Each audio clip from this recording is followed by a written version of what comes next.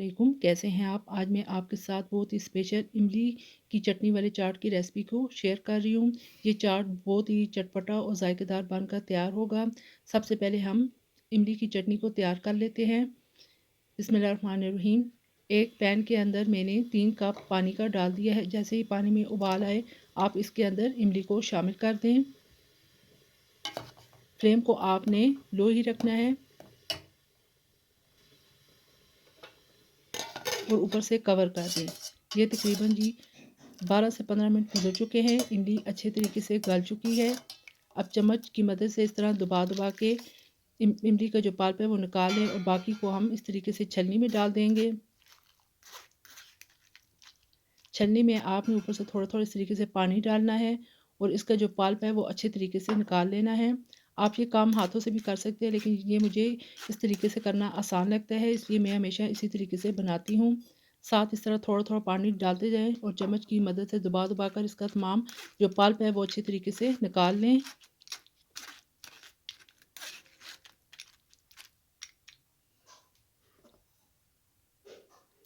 ये देखिए जी, इमली का तमाम पल्प हमने अच्छे तरीके से निकाल लिया है। अब एक पैन के अंदर इस पल्प को शामिल कर दें। साथ में 4 टेबलस्पून गुड़ को शामिल कर दें। 1 टेबलस्पून मेरे पास सफ़ेद ज़ीरा है। हाफ़ टी स्पून सुरख मिर्च है। अदरक पाउडर हाफ़ टी स्पून, पिसी हुई काली मिर्च हाफ़ टी स्पून, कुटी हुई लाल मिर्च हाफ़ टी स्पून और नमक भी हाफ़ टी स्पून मैंने लिया है। आप गुड़ की जगह चीनी भी इस्तेमाल कर सकते हैं। अब इसके अंदर गुड़ को शामिल कर दें।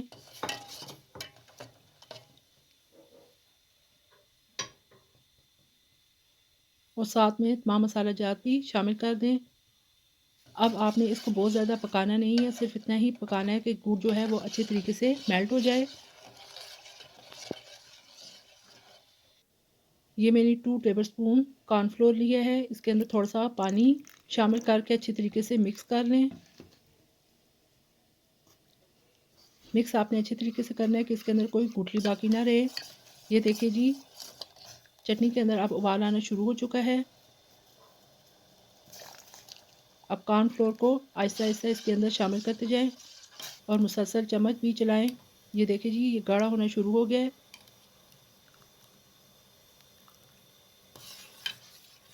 ये हमारी चटनी रेडी हो चुकी है। अब फ्लेम को ऑफ कर दें। अब चना चाट बनाने के लिए हमें जिन चीज़ों की ज़रूरत है, मैं आपको वो सब चीज़ें बता रही हूँ। 3 से 4 अदद सब्ज़ मिर्चें बारीक कटी हुई, एक बड़े साइज़ का प्याज वो भी बारीक कटा हुआ, सब्ज़ धनिया बारीक कटा हुआ, एक अदद टमाटर लें और उसको भी इस तरीके से बारीक बारीक काट लें।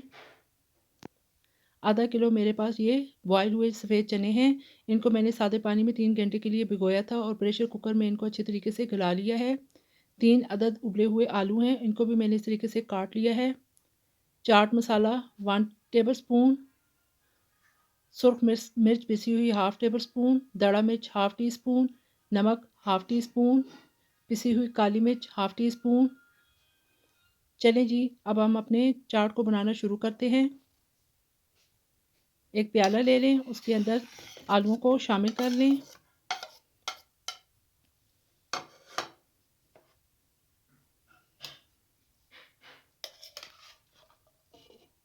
अब इसके अंदर उबले हुए जो चने हैं उनको भी डाल दें।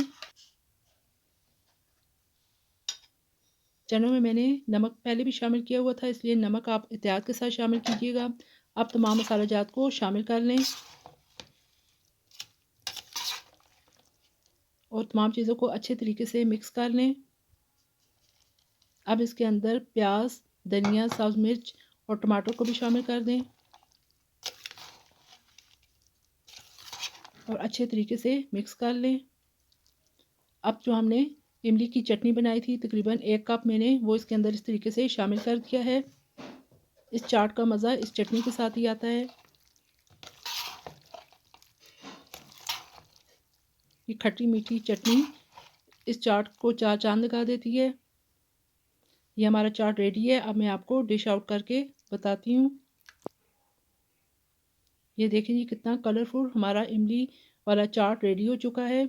ये बहुत ही लजीज और जायकेदार बनकर तैयार हुआ है और ये देखने में भी कितना खुशनुमा और खूबसूरत लग रहा है। आप भी इस तरीके से एक दफ़ा चाट को ज़रूर बनाइएगा और मुझे कमेंट बॉक्स में बताइएगा कि मेरी ये रेसिपी आपको कैसी लगी है। अगर आपको मेरी रेसिपी पसंद आए तो मेरे चैनल को सब्सक्राइब और शेयर ज़्यादा से कर दीजिएगा और बेल आइकन को भी प्रेस कर दें ताकि मेरी हर नई वीडियो आप तक बर वक्त पहुँच सके। इजाज़त दीजिए। अल्लाह हाफिज़।